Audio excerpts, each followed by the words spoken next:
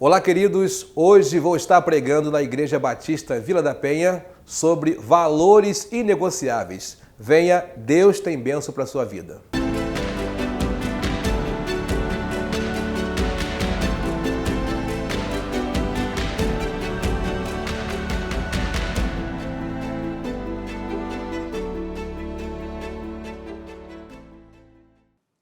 Alegrei-me quando me disseram. É uma alegria poder estar aqui na Igreja Batista da Vila da Penha. Eu sou o pastor Eliseu Martins e hoje eu estou muito bem acompanhado. Pensem em duas meninas lindas, né? As gêmeas mais bonitas do Brasil estão hoje aqui conosco, irmãos. Heloíse e Emanuele, né? Nem parece que lancharam na igreja, né, irmãos? Já lancharam, já foram bem recebidas. Eu não vou pedir para ficar de pé, senão vou pagar o mico aqui, né? Então, depois os irmãos vão poderem contemplar a belezura que Deus me deu. Então, eu sou membro da Igreja Batista em Vila Rosali, já há 8 anos, que sou carioca da Gema, trabalhei em São Paulo um período, fiquei no Rio, mas depois, durante a mensagem, os irmãos vão entender um pouco da minha vida.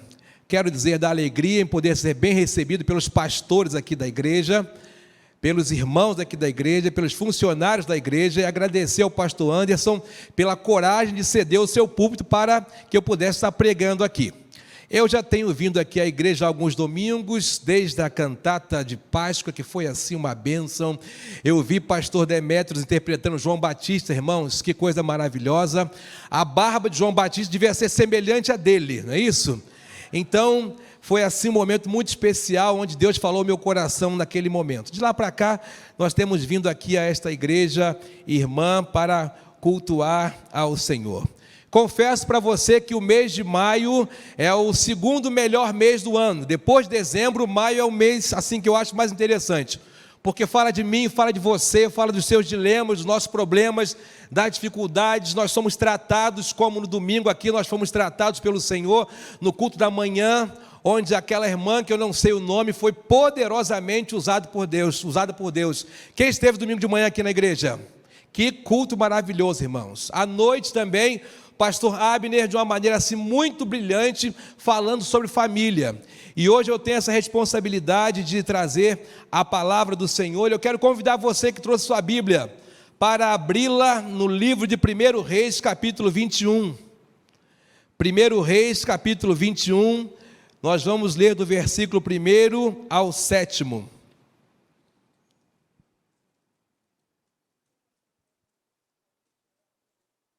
Primeiro Reis 21, do versículo 1 ao versículo 7.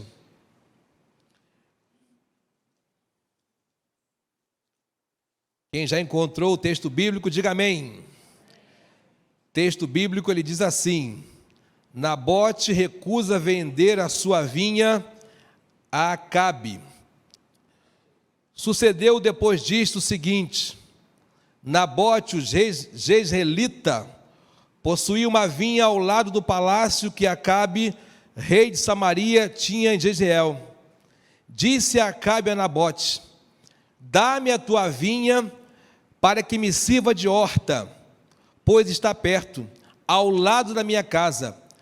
Dar-te-ei por ela outra melhor, ou se for do teu agrado, dar-te em dinheiro o que ela vale. Porém Nabote disse a Acabe: guarde-me o Senhor, que eu te dê a herança de meus pais.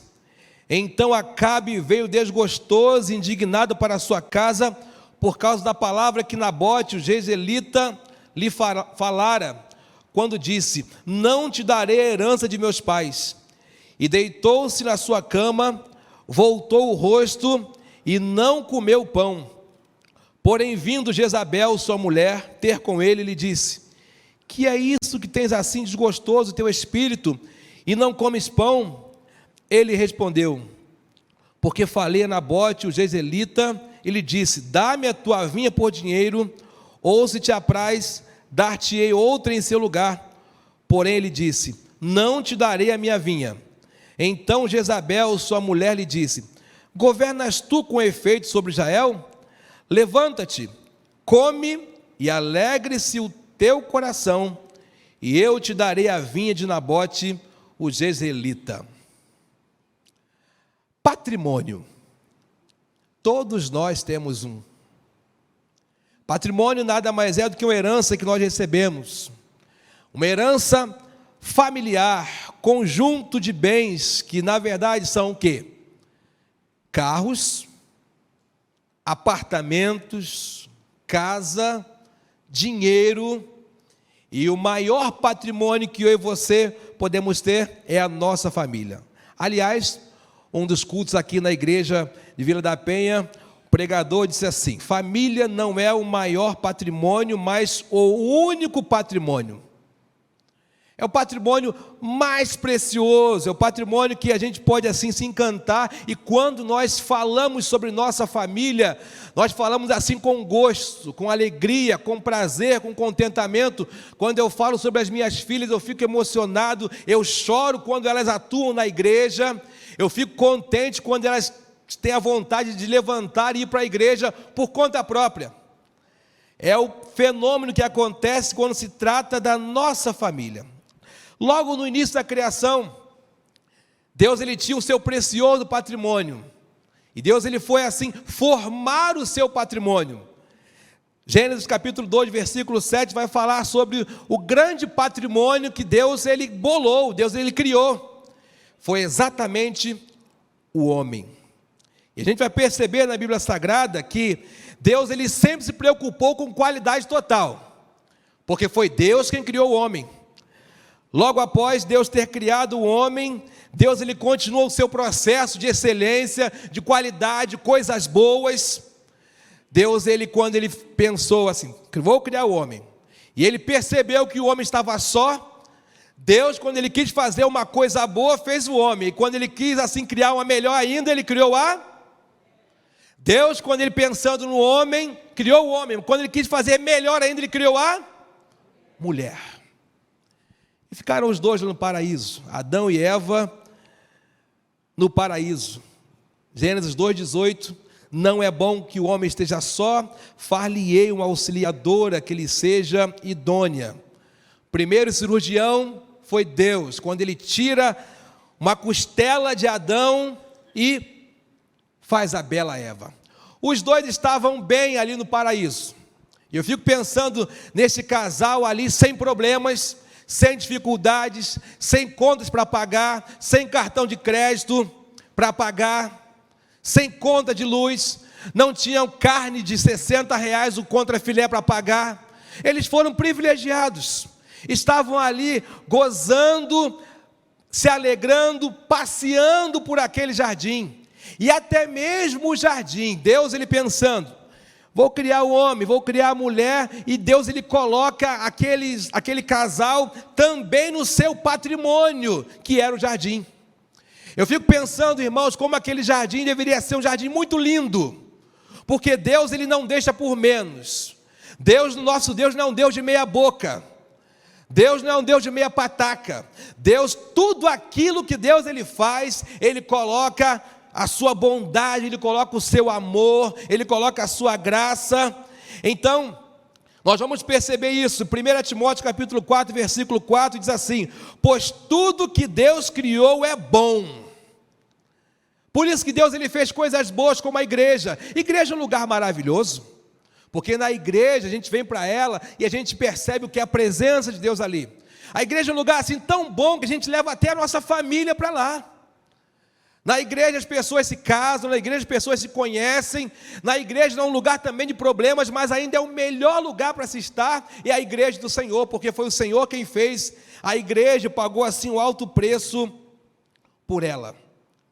Mas nós vamos perceber o quê?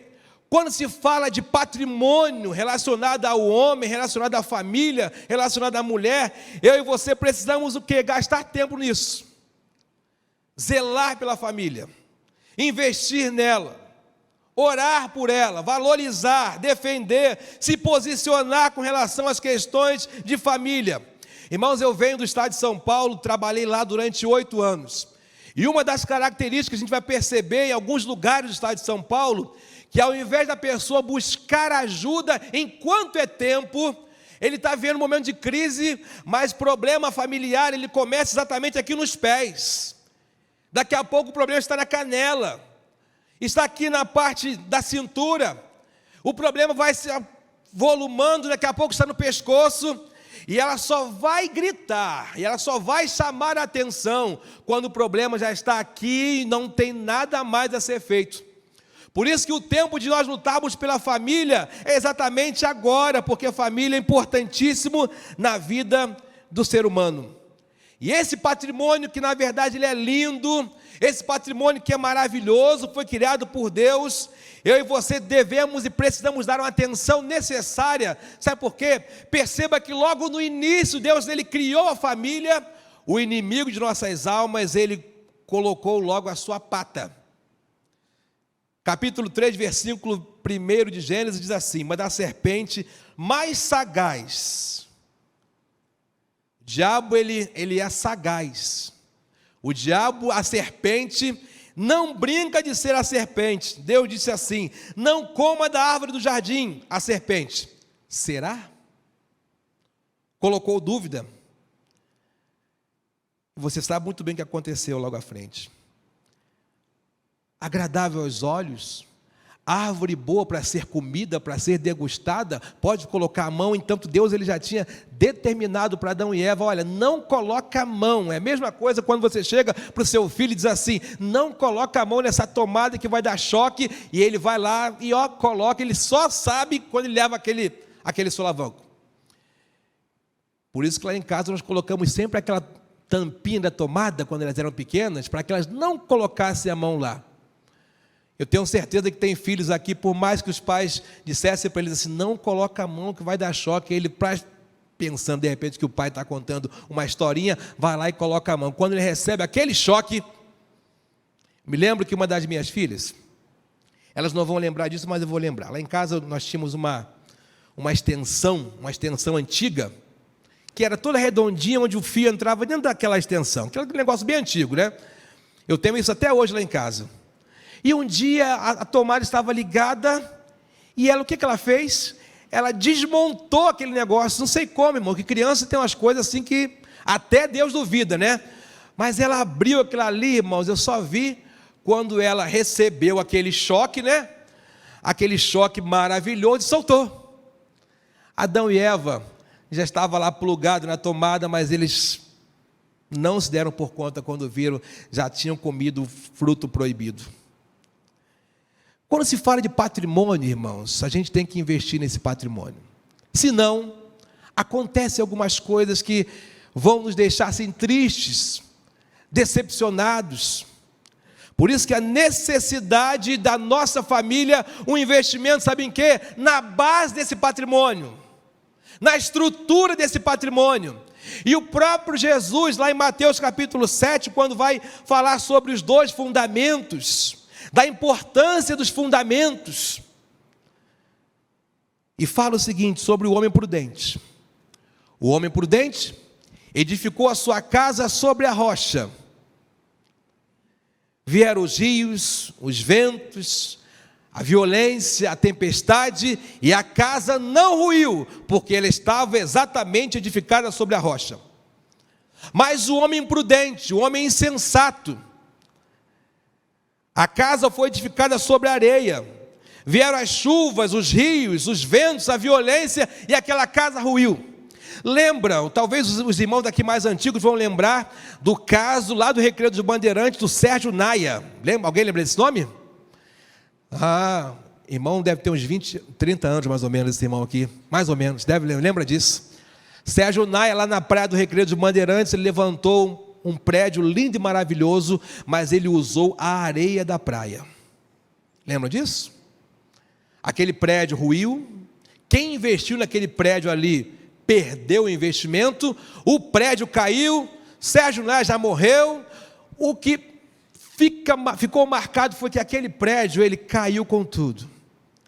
Por isso que eu e você precisamos prestar bastante atenção no investimento familiar meu, seu, de cada casal, de cada família aqui, para investirmos na base. Veja só, irmãos, a estrutura desse templo aqui, um templo lindo. Um dos templos mais bonitos da Convenção Batista Carioca é esse templo aqui. Mas eu não gastei, não entreguei dízimo nenhum na época, que eu não era nem nascido quando essa igreja aqui ela foi levantada. Mas diante desse templo aqui bonito, tem a estrutura: ferro, concreto, pedra, areia, água, radier. O investimento foi de muito dinheiro aqui na base, na estrutura da igreja, para que depois o templo pudesse ser erguido. Mas lá na base, muito dinheiro foi gasto, nós não temos noção disso. As paredes, elas são detalhes, o piso da igreja é detalhe, a bancada aqui é detalhe. Agora, a estrutura que nós não conseguimos enxergar de maneira nenhuma, não tem como, foi gasto muito dinheiro, muito tempo ali. E o grande desafio dessa noite é nós investirmos nesse patrimônio, na base desse patrimônio. E como investir no patrimônio que Deus tem nos dado? Investir com a oração. Os irmãos dessa noite escolheram a melhor parte, que foi investir na família, orar pela família, orar pelos casais, orar para que a igreja seja fortalecida, orar pelos novos que ainda hão de casar, orar pelos desafios que eu tenho certeza que cada família aqui tem. Quando se fala, irmão, de investir na base, a gente vai lembrar, sabe de quem? Da escola bíblica dominical, onde a gente tem a oportunidade de se debruçar da palavra e o Senhor fortalecer nossa vida cristã através da palavra de Deus. Essas coisas que são antigas, que dão base, que dão estrutura, a comunhão da igreja, isso é base, isso é estrutura, isso é fundamento, e eu e você, nós não podemos perder de vista isso em hipótese alguma. Sabe por quê? O dia da tempestade, o dia mau, o dia da adversidade, se não chegou, chegará. E eu e você precisamos estar preparados exatamente para isso. Quero contar para os irmãos aqui um pouco de uma história. Em 1996, eu entrei numa viagem e fui com muita disposição para essa viagem. Era eu embaixador do rei, criado aqui no condomínio das 5 Bocas, aqui em Bradipina, onde tem tiro para tudo quanto é lado. Eu costumo dizer que é um condomínio fechado pelo tráfico de drogas lá, né? Fui criado ali eu conheci o Evangelho e fui para outra igreja. Chegando na outra igreja, eu conheci uma jovem. E fiz para ela uma proposta para nós viajarmos. Você quer viajar comigo? Ela falou assim: eu topo viajar contigo. Entramos nessa viagem no dia 9 de novembro de 1996. Até então estava tudo tranquilo, tudo bem. Olha, que viagem maravilhosa. E depois de 10 anos de viagem, o dia mau chegou. O dia da adversidade, o dia da luta. Lembra que eu disse aqui que o dia mau da adversidade chega para qualquer família. Eu estava ontem, segunda-feira, conversando com um amigo, pessoa até muito bem, de vida. Ele virou para mim e falou assim: pastor Eliseu, eu só tenho R$20, eu e minha esposa. E esses R$20 aqui vai ser para passar a semana inteira. Mas nós estamos assim tranquilos. Você sabe, você que não é casado, que não tem uma família, vai chegar o dia também que você e sua esposa só terão R$20, o dia da adversidade. E agora, quem poderá me ajudar? Como é que vai ser? O dia mau, o dia da adversidade, o dia da luta, o dia onde a despensa começa a esvaziar, o dia quando a saúde falta. Estávamos tranquilos, de repente, me chega a doença no meio dessa viagem. E eu fiquei meio que baratinado, meio que preocupado. Falei assim: Senhor, como é que vai ser agora? Eu me lembro que a médica virou para mim e falou assim, eu atrás da médica, eu me lembro que eu morava em Bradipina, às 6 horas da manhã eu já estava em Botafogo, porque a companheira estava internada lá em Botafogo. E a médica chegava por volta de 6h10, 6h15, e todos os dias eu perseguindo aquela médica: doutor, o que ela tem, o que ela tem? Até que um dia ela virou para mim e falou assim: olha, você quer saber mesmo, meu filho? Eu falei assim: quero. Fala para mim, doutora, conta para mim, o que está acontecendo? Ela falou assim: olha, meu filho, para sempre, ela vai depender de uma máquina de hemodiálise. Aí eu falei assim: meu Deus do céu, doutor, o que é isso? Ela foi me explicar: olha, 3 vezes por semana, 4 horas numa máquina para filtrar o sangue dela, porque o rim dela já paralisou. Eu me lembro que ela, incrédula, virou para mim e falou assim: olha, rapaz, fica tranquilo, descansa o teu coração. Irmãos, o tempo foi passando, começaram as primeiras sessões de hemodiálise, primeiro ano, segundo ano, terceiro ano, e eu vendo várias pessoas ao lado dela na clínica de hemodiálise, morrendo ao lado dela, e aquele desespero quando alguém morria ao lado dela. E eu pensando: meu Deus do céu, agora como é que vai ser minha vida? Aí 4º ano, 5º ano, até que o Senhor nos chama para pastorear em São Paulo. Rapaz, você está doido, rapaz? Você vai pastorear em São Paulo? Aí eu falei assim: não, fica tranquilo, rapaz. O Senhor está me chamando e fique em paz aqui. Quando eu ouvi do Senhor assim: olha, sai da tua terra, semelhante a Abraão, da tua parentela para uma outra terra. E obedecemos ao Senhor, irmãos. Previsão de um transplante aqui no Rio de Janeiro é de 5 anos. Irmãos, em 3 meses, a minha esposa estava transplantada já. E eu tive a oportunidade de doar o meu rim para ela. 97% de compatibilidade. Aí eu dizia assim: olha, eu sou o cara.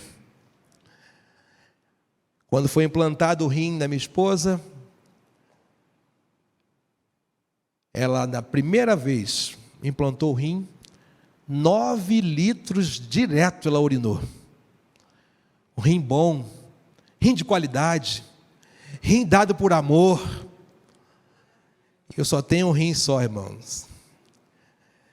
O que acontece é que o tempo foi passando, irmãos, e continuamos a viagem. O privilégio nosso era o quê? Servir ao Senhor. Sempre foi. Nunca foi impedimento da doença. Doença era uma coisa, servir ao Senhor era outra. Prazer era estar entre os irmãos. Prazer era adorar o Senhor. Prazer era glorificar a Deus pelo dom da vida que Ele tem nos dado. Aí o irmão vai perguntar: pastor, e aí, acabou? Com o rim implantado nela, o rim fica exatamente aqui na região da barriga. Não podíamos ter filho, ela não podia engravidar de jeito nenhum, senão a barriga ia crescer, ia pressionar o rim, ou seja, não ia dar certo. Aí começamos a orar: Senhor, nós queremos filhos, dá-nos filhos, Senhor. Entramos numa fila, processo de adoção. Fomos aprovados pela Justiça do Brasil, e quando completaram mais ou menos, 9 meses certinho, ligaram para a gente: olha, tem 2 bebês lindas, 10 dias de nascido, aqui, em Fortaleza, Ceará. Vocês estão aqui, minhas preciosas, lindas e maravilhosas, crescendo, sendo conduzidas ao Senhor. Aí o irmão vai perguntar: pastor, acabou por aí? Não. A vida continuou, a vida prosseguiu. E de lá para cá, irmãos, nós temos sido assim tão abençoados pelo Senhor. A vida, para ninguém aqui, é um mar de rosas.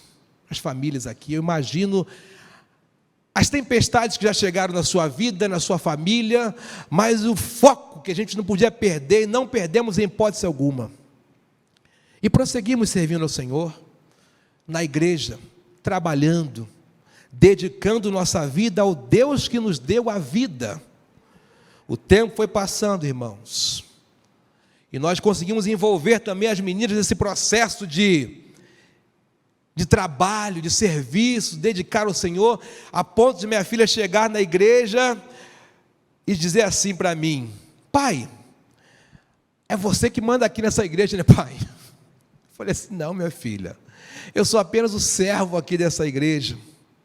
O tempo passou, irmãos, e Deus, Ele tem seus planos, Deus, Ele tem os seus desígnios, que eu e você, nós não conseguimos alcançar o patamar de Deus em hipótese alguma. Não. Deus está no outro patamar. Chega a pandemia e a minha história com ela termina. O próprio Senhor que fez essa maravilha toda, o Senhor diz assim: olha, eu sou o dono da vida, e eu quem começo a viagem, sou eu também que termino a viagem. Deus, Ele faz assim.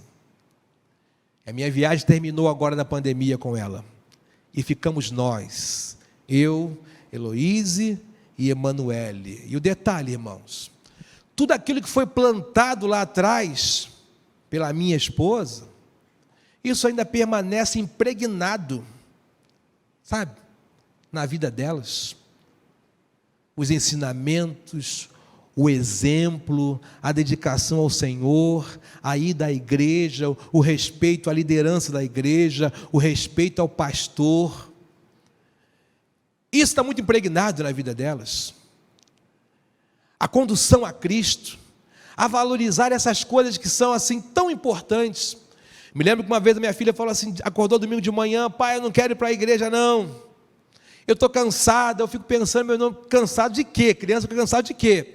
Se não lava, não passa, não cozinha, só brinca, estuda, né? Estão sempre cansados. Esse menino cansa, Gabriel cansa, ele cansa? Está sempre cansado também esse menino. Irmãos, olha aqui.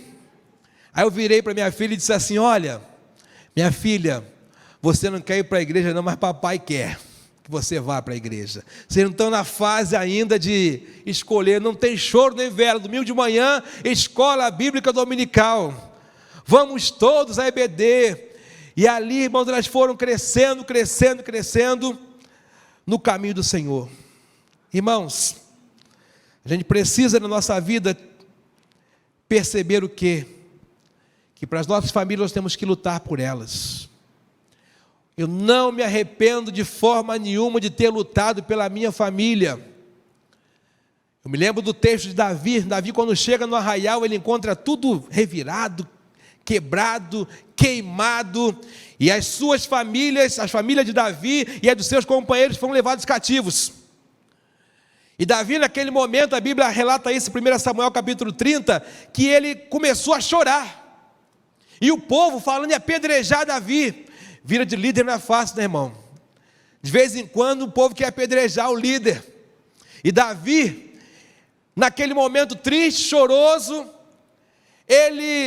a Bíblia diz que ele resolve se reanimar. E a Bíblia conta, irmãos, que Davi, ele vai e faz uma pergunta ao Senhor: Senhor, vale a pena eu investir na minha família? Vale a pena eu perseguir esta tropa? E o próprio Senhor vira para Davi e diz assim: Davi, persegue, você vai alcançar. Meu irmão, minha irmã, talvez você esteja nessa noite aqui, e também você que nos acompanha pela internet, já tenha desistido da sua família, mas eu digo uma coisa para você, em nome de Jesus: lute pela sua família, vá atrás, corra atrás do prejuízo, do tempo perdido, busque ajuda, levante sua mão, peça socorro, não permita de maneira nenhuma que os problemas da vida, as dificuldades, as tempestades, elas cheguem aqui no seu nariz. Mas antes que chegue no nariz, peça ajuda a um Deus Todo-Poderoso, procure o pastor da igreja, procure a diretoria da igreja, procure um terapeuta, seja lá o que for, porque a família é algo inegociável e a gente tem que lutar por ela. Meu irmão, minha irmã, existem diferenças entre preço e valor. Preço tem seu carro, preço tem a sua casa, preço tem a sua cobertura. Irmão Nunes tem cobertura, não tem lá na Barra, né? Ou no Recreio, deve ser no Recreio, irmãos. Pastor Pedro deve ter a cobertura também. Tem? Cobertura espiritual, irmão, é diferente a dele, né? Espiritual. Celular. Isso tem valor, né? Você compra esse aqui, esse xing-ling aqui custa R$700. Tem preço. Agora, valor é aquilo que é sustentável. O que tem valor são as pessoas que estão à nossa volta. A nossa família, os nossos filhos, o seu marido, a sua esposa. Isso sim tem um valor. Então, irmãos, eu acho que a pior coisa que tem é a pessoa não cuidar do patrimônio que Deus tem para Deus deu para ela ou para ele. A Bíblia vai dizer assim: quem não cuida dos seus e dos da sua família negou a fé e é pior do que o incrédulo, pior do que o infiel. A Bíblia nos chama de incrédulos se nós não cuidarmos do nosso bem maior. A Bíblia me chama de pior se eu não cuidar da Heloísa e Emanuele com zelo. Sabe por quê, irmãos? O meu objetivo é de conduzir a Heloísa e Emanuele para o céu. Agora, não adianta eu querer ser um bom pastor, um pastor abençoado aqui, mas dentro de casa eu ser um péssimo pai. Não há como dissociar isso, ser uma bênção só aqui, porque ser bênção aqui é muito fácil. A gente pode burlar um monte de gente, pode levantar a mão, glória a Deus, aleluia, e dentro de casa eu ser aquele. Por isso que eu digo, quando a gente fala de levar as coisas para dentro da nossa casa, a gente tem que prestar bastante atenção, até quem senta na nossa mesa.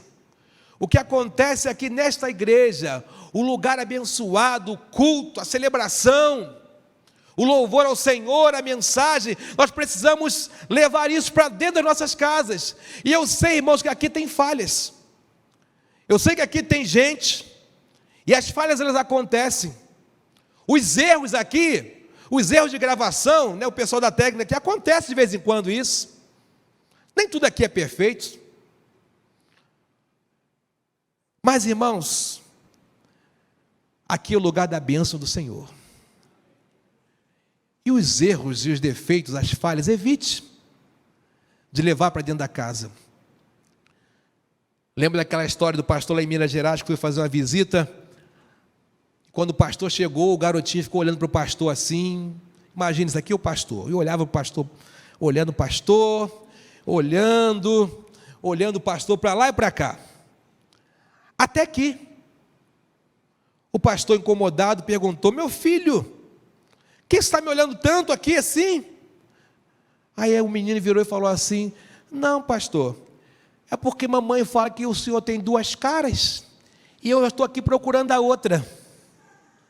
Meu irmão, minha irmã, às vezes, olha aqui, irmãos, o filho se afasta da igreja por causa do próprio pai, por causa da própria mãe, por causa do membro da igreja, é porque fala demais.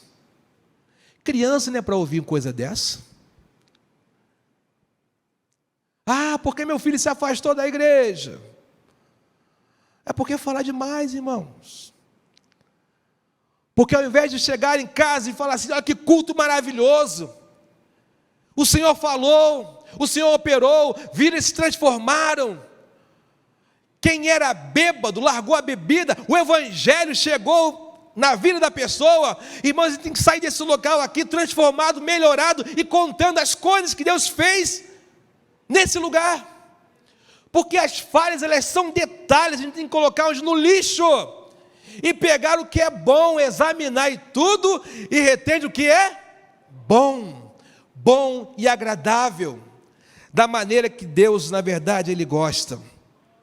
E eu e você, irmãos, precisamos analisar homens na Bíblia que valorizaram muito o sacerdócio, valorizaram, sabe o que? A igreja, valorizaram a convivência aqui só, e esqueceram do grande patrimônio que eles tinham em suas mãos, na frente deles. Lembra de Eli? Eli era uma pessoa que tinha muito prestígio, 40 anos à frente do povo, considerado, prestigiado, ensinava a lei, cuidava das necessidades do povo. Só que ele tinha 2 filhos, que não eram fáceis, cresceram lá dentro do templo também, lá no sacerdócio, mas só que o problema é que eles não tinham compromisso nenhum com Deus. Será que isso é possível? Estar na igreja, trabalhando, servindo, mas não ter compromisso nenhum com Deus na igreja? Olha, irmãos, isso é possível, e a Bíblia diz lá em Isaías 29:13, esse povo me honra com os lábios, mas o coração está longe de mim. Os filhos de Eli, eles não consideravam o Senhor, não respeitavam as mulheres, os maridos. Os filhos de Eli serviam como pedra de tropeço.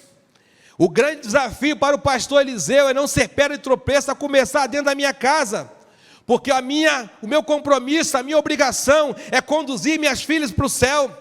O meu compromisso, a minha obrigação é eu levar os meus vizinhos para o céu. O meu compromisso e a minha obrigação é eu levar os meus vizinhos, meus amigos, meus parentes para o céu comigo. E isso não é fácil, sabe por quê, irmãos? Eles estão de olho no meu maior patrimônio. Como que é o Eliseu em casa? Como é que é o Eliseu lá na vivência com seus amigos, com seus parentes?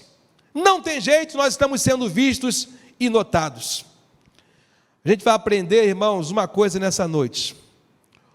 Ou você valoriza a sua família, o seu patrimônio, ou as coisas elas não vão caminhar de uma maneira assim como Deus ele quer.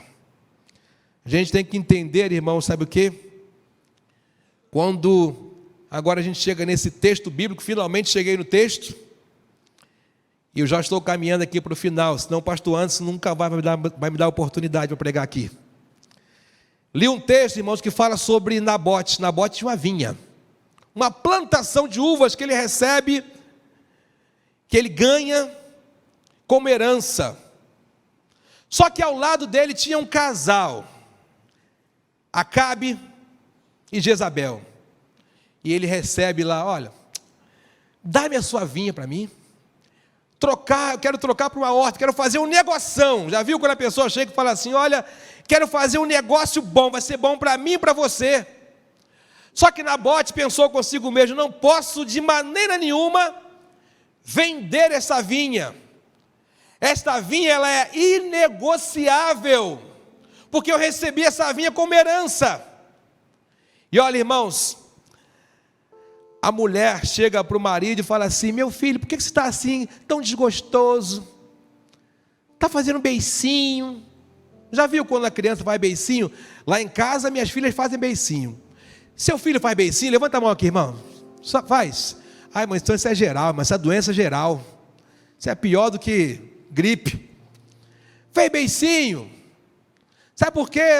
Eu fui ali, pedi um Nabote a vinha. E ele não quis me dar não. Não quis me vender não. Olha, irmãos. Resumindo.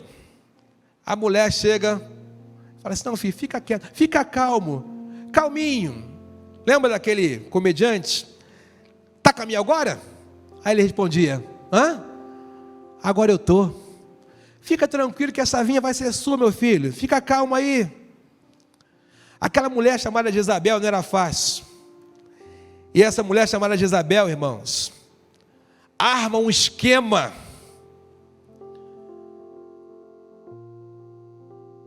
para trapacear, monta uma armadilha, uma mentira que é típica de Satanás, para poder conquistar aquela vinha de qualquer jeito. Você sabia que o inimigo de nossas almas ele está de olho na sua vinha? Você sabia que o diabo, a serpente, está de olho no seu casamento, no seu relacionamento, com a sua esposa, com os seus filhos? O diabo ele é astuto, ele quer destruir, ele quer acabar. E a Bíblia vai dizer assim, não ignoreis os seus ardis, porque Satanás ele monta uma ratoeira facilmente para mim e para você. E a gente não pode de maneira nenhuma ignorar aquilo que Satanás ele pode fazer. A Bíblia conta, irmãos, que naquele momento pegaram Nabote, que era o proprietário daquela vinha, que era o dono daquela vinha. Ela armou um esquema para para matar a pessoa de Nabote. E aquela mulher, ela conseguiu, até que ela conseguiu matar a pessoa de Nabote, para poder satisfazer a pessoa de Acabe com aquela vinha. E a Bíblia, irmãos, vai contar que lá no versículo 16, tendo Acabe ouvido que Nabote era morto, levantou-se para descer para a vinha de Nabote, o jezreelita, para tomar posse. Teve a cerimônia de posse, porque ele foi lá buscar, foi tomar posse da vinha de Nabote. Mas a grande lição desse texto foi que Nabote ele morreu, mas ele não negociou a vinha de hipótese alguma. Eu digo uma coisa para os casais aqui dessa noite, aqui desta igreja, e também por aqueles que nos acompanham pela internet. Meu irmão, minha irmã, morra, mas não negocie a sua família em hipótese alguma. As ofertas, elas virão para você trocar, para você ser engodado, para você ser levado, para você ser enganado, ludibriado, coisas de Satanás. Por isso que eu e você, irmão, nós estamos desafiados nesse mês a dobrar os nossos joelhos mais e mais para consagrar nossas famílias ao Senhor. Porque já que nós recebemos essa família como herança do Senhor, e nós vamos ter que dar conta ao Senhor da nossa família, nesse tempo, enquanto o Senhor Jesus ele não volta para buscar a sua igreja, para buscar as famílias. Eu e você, nós temos esse grande compromisso, essa grande responsabilidade de consagrar nossas famílias ao altar do Senhor sempre. Sede sóbrios, vigiai, porque o diabo, nosso adversário, anda em nosso derredor, bramando como leão, buscando tragar a minha família e a sua família. Quem concorda comigo, diga amém. Meu irmão, minha irmã, nessa noite eu trago um grande desafio. Sabe para quê? Para que cada família aqui, cada representante de família, consagre a sua vida ao Senhor. Eu termino esta mensagem, irmãos, contando a história daquele menino. O menino, quando na época das igrejas batistas, onde as ofertas elas eram recolhidas na bandeja. Irmão Nunes, traz aqui para mim, por favor. As ofertas na antiguidade, obrigado, irmão, elas eram, os diáconos passavam pelo meio da igreja e as pessoas elas iam depositando lá as suas ofertas, os seus dízimos, os seus envelopes, os seus cheques, até que passou a bandeja pelo menino da igreja, o embaixador do rei. E quando o pastor passou, o diácono passou, o menino foi e pegou a bandeja do diácono. O diácono ficou espantado. O que é isso, menino? Você pegou a bandeja da minha mão?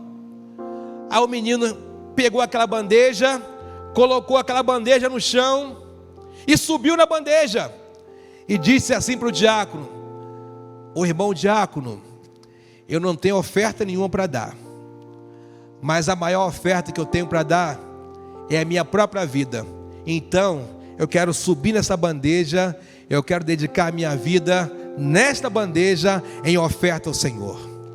Nessa noite, meu irmão, minha irmã, o diácono passa com a bandeja aqui. Está dando a grande oportunidade. Primeiro o pastor Eliseu, que hoje eu preciso subir nessa bandeja. Mas que você reconheça também que você precisa subir na bandeja para ofertar a sua vida, a sua família no altar do Senhor e dizer: Senhor, olha, eu estou aqui, tá, Pai? Eu reconheço que a minha família precisa muito de Ti. Com os meus recursos, não vou muito longe não, mas, Pai, eu quero contar com a sua ajuda. Eu reconheço, Pai, que eu sou fraquinho, mas, Senhor, eu sei que o Senhor está num patamar muito elevado. O Senhor é Deus. E eu quero subir nessa bandeja, eu quero dedicar minha vida e tudo que eu tenho, o meu maior patrimônio, que é inegociável, eu quero dedicar nas Tuas mãos. Eu gostaria de saber se nessa noite tem alguém aqui que quer subir nessa bandeja, que quer valorizar a sua família, quer dedicar a sua família no altar do Senhor. E eu vou pedir para que onde você estiver, num ato de fé, você fique de pé nesse momento que nós estaremos orando em favor da sua família. Olha, pastor, eu quero dedicar o meu filho ao Senhor, eu quero dedicar o meu marido, eu quero dedicar a minha casa. Eu quero hoje estar, Senhor, na Tua presença. Senhor, que bom que a bandeja passou. Eu reconheço, Pai, que eu preciso subir nessa bandeja. Eu preciso mudar, eu preciso melhorar, eu preciso ser o melhor pai, uma mãe. Já sou uma boa mãe, mas pode ser melhorado isso. Graças a Deus por isso. que praticamente todo mundo ficou de pé, hoje querendo consagrar a sua vida ao Senhor. A bandeja está passando, entra, sobe nela, e o Senhor há de contemplar em muito a sua vida.